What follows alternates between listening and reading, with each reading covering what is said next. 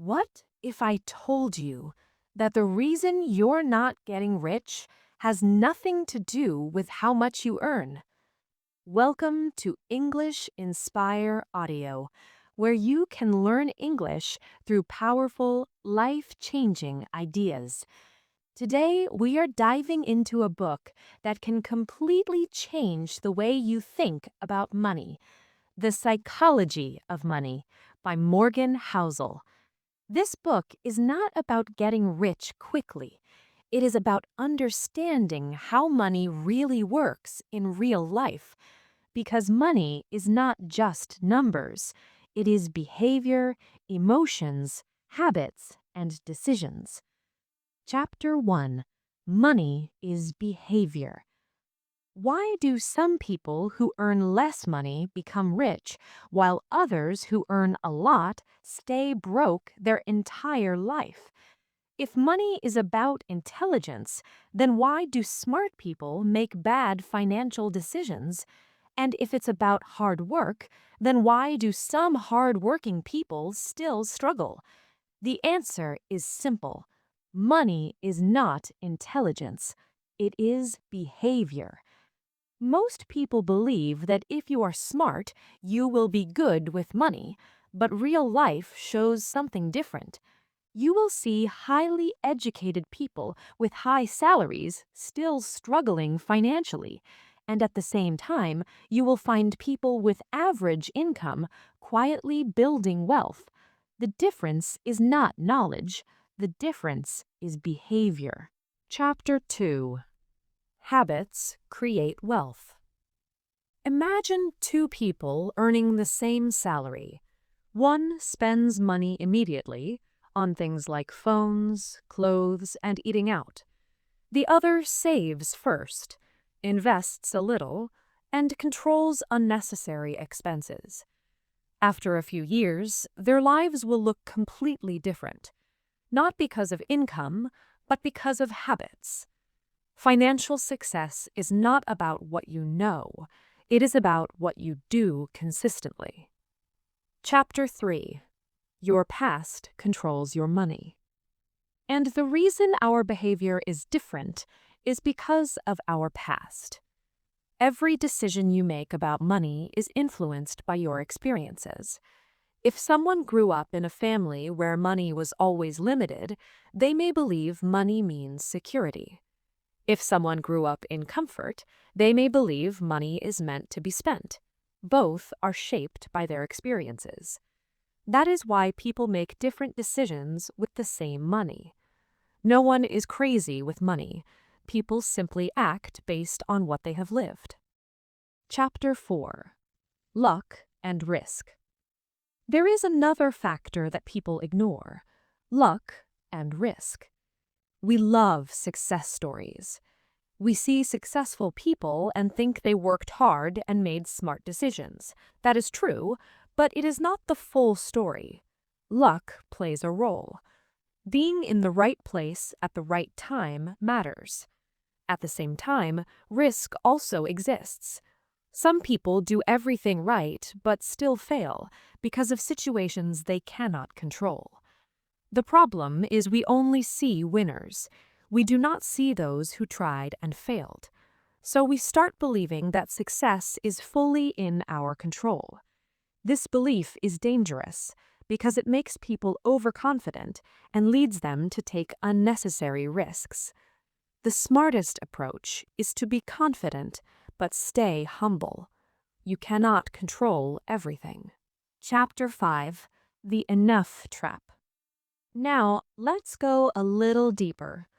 There is one question that most people never ask themselves: how much money is actually enough? Think about it. Most people don't have a clear answer, and that's the problem. Because when you don't define enough, you keep chasing more forever. You believe that just a little more money will finally make you happy, but that little more keeps moving further away. This is called the never enough trap.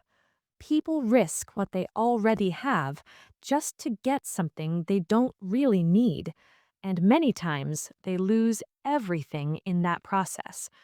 The real skill is not earning more, it is knowing when to stop.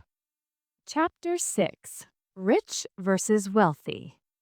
Now, let's understand another powerful idea: the difference between being rich and being wealthy. Rich is what people see: expensive cars, branded clothes, a flashy lifestyle. But wealth is invisible. It is the money you don't spend. It is your savings, your investments, your financial security. Many people spend their entire life trying to look rich, but very few focus on becoming wealthy. They spend money to impress others. But here's the truth: people are not thinking about you as much as you think. Everyone is busy thinking about their own life. So when you spend money to impress others, you are playing a losing game. Chapter 7: The Power of Compounding. Now, let's talk about something that can completely change your future: compounding. Compounding means your money grows over time, and that growth starts growing on its own. At first, it feels slow, almost invisible, but over time, it becomes powerful. The secret is simple: it's not about how much you invest, it's about how long you stay invested. Time is the most powerful force in building wealth. Chapter 8: Keeping Money, Making Money. Now, here's another truth that most people learn too late. Making money is one skill, keeping money is another. Many people earn more but still feel broke because as their income increases, their lifestyle also increases. They upgrade everything, and slowly their expenses catch up with their income. This is called lifestyle inflation, and it quietly destroys your future. Because no matter how much you earn, if you spend everything, you will always feel stuck. Chapter 9: Real Secret: Saving and Freedom. So, what's the solution? If earning more is not enough, then what actually builds wealth? The answer is simple: saving and controlling your behavior. Saving money is more powerful than earning more, because earning has limits, but saving depends on your habits. Even a small amount, saved consistently, can create a big difference over time. And more importantly, saving gives you something more valuable than money: freedom. The real value of money is not luxury, it is freedom. Freedom to make your own choices, freedom to say no, freedom to walk away from things you don't like. If you have no savings, you are stuck. But if you have financial security, you have options.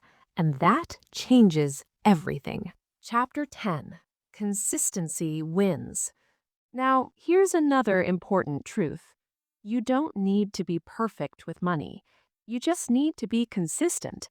Most people try to make perfect decisions, but real life doesn't work like that. You just need to make reasonable decisions again and again, because in the long run, consistency always wins. But here is where most people fail. They think short term. They expect quick results. They want fast success. And when they don't see results, they quit.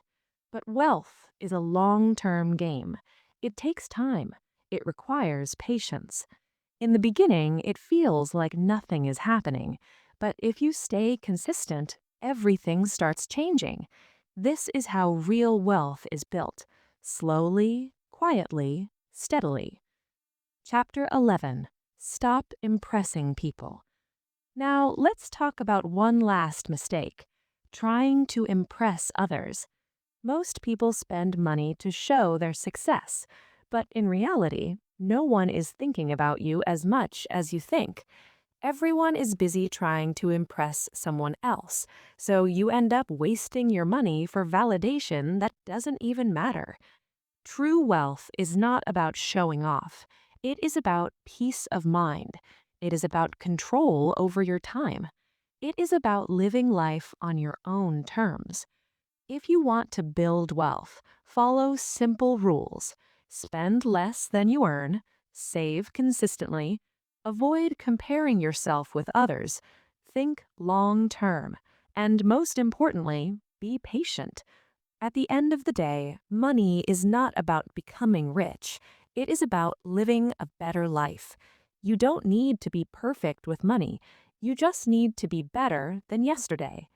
If you found this helpful, don't forget to subscribe to English Inspire Audio, where you don't just learn English, you learn how to think differently.